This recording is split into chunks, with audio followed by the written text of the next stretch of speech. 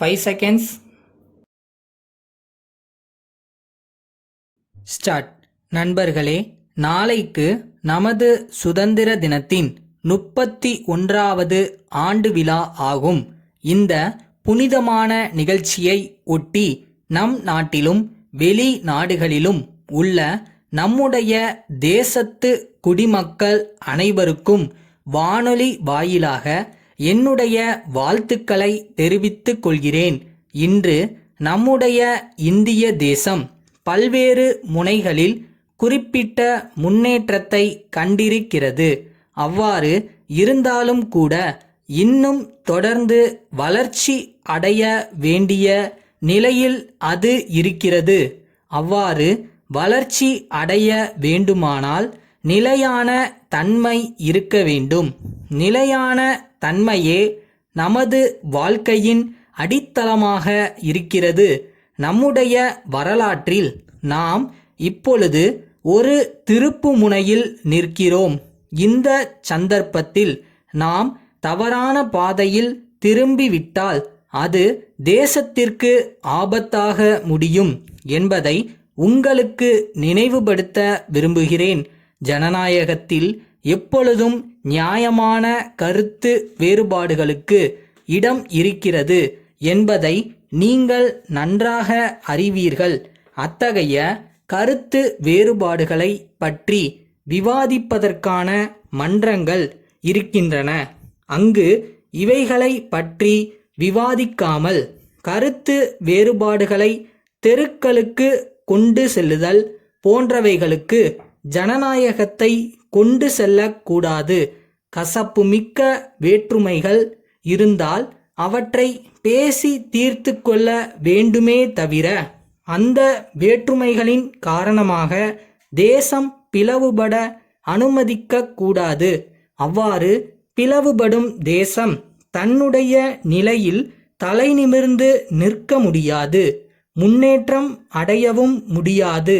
புத்துயிர் பெற்ற புதிய இந்தியாவை உருவாக்க வேண்டுமென்ற நம்பிக்கை நம்மிடத்தில் வளர வேண்டும். எந்த நாடும் தன்னிடத்தில் நம்பிக்கை வைக்காவிட்டால் அது முன்னேறவே முடியாது.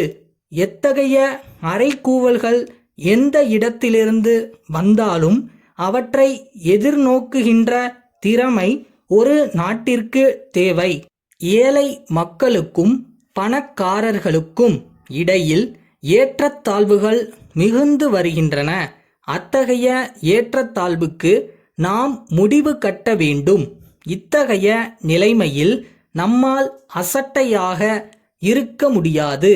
தேசத்தில் உள்ள எல்லா மக்களுக்கும் சமூக நீதியும் பொருளாதார நீதியும் வழங்க வேண்டும் என்ற திட்டத்துடன் நாம் முன்னேற வேண்டும். நம்முடைய சமுதாயத்தில் பொருளாதாரத்தில் நலிந்தவர்கள் இருக்கிறார்கள். அந்த நலிந்தவர்களுக்கு இடையே தங்களது எதிர்காலம் சிறந்ததாக இருக்கும் என்ற நம்பிக்கை வளர்வதற்கான வழிமுறைகளை ஏற்படுத்த வேண்டுமென்று நான் தெரிவித்துக் கொள்ள விரும்புகிறேன். சமூக பொருளாதார வளர்ச்சிக்கு நாம் அமைத்திருக்கும் திட்டம் இளைஞர்களுக்கு நம்பிக்கையை ஏற்படுத்தி இருக்கிறது. அதன் காரணமாக அவர்கள் இன்னும் சிறந்த வாழ்க்கையை எதிர்பார்க்கிறார்கள். நம்முடைய தேசத்தின் விலை மதிப்பு இல்லாத செல்வமாகிய இளைஞர்கள் எதிர்காலத்தை பற்றி பொறுமை இழக்கவோ சந்தேகப்படவோ கூடாது.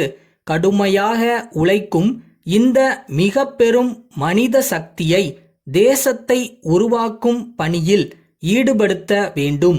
குறிப்பாக கிராமப்புற வளர்ச்சியில் இந்த சக்தியை பயன்படுத்த வேண்டும்.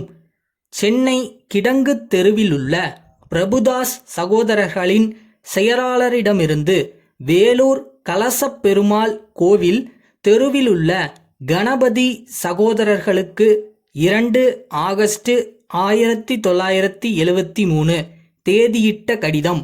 அன்புடையீர், தாங்கள் பல ஆண்டுகளாக எங்களுடைய சரக்குகளை மொத்தமாக எடுத்து விற்பனை செய்பவர்களாக இருக்கிறீர்கள். தற்பொழுது அருமையான ஒரு சந்தர்ப்பத்தை உங்களுக்கு அளிப்பதில் மகிழ்ச்சி உடையவர்களாக இருக்கிறோம். பலவிதமான வண்ணங்கள் கொண்ட 5000 பட்டுப் புடவைகள் பல அளவுகளில் எங்களிடம் இருக்கின்றன. சுமார் 18 மாதங்களுக்கு முன்னால் அவைகள் தயார் செய்யப்பட்டவை ஆகும். ஆனால் இன்னும் புதுமை மாறாமலும் நல்ல விதத்திலும் அவைகள் இருக்கின்றன என்பதை நாங்கள் உறுதி கூறுகிறோம். இப்பொழுது நாங்கள் ஏற்படுத்தியுள்ள ஒரு சிறப்பு திட்டத்தின் கீழ் அந்த புடவைகளுக்கு 40% கழிவு அளிக்க தீர்மானம் செய்திருக்கிறோம். தீபாவளிக்கு இன்னும் 2 மாதங்களே இருக்கின்றன. எனவே பட்டுப்புடவைகள் அனைத்தையும் நீங்கள் எடுத்து விற்பனை செய்து விடுவீர்கள் என்று நம்புகிறோம்.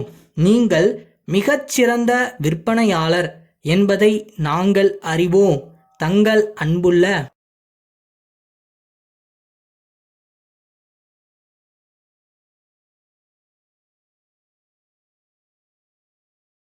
டேய் தம்பி, முதல் ஸ்டெப்பு தான் கஷ்டம், மற்றதெல்லாம் கொஞ்சம் ஈஸியாக தான் இருக்குது. எப்படினாலும் விட்டுறாதீங்க, பிடிச்சி வந்துடுங்க.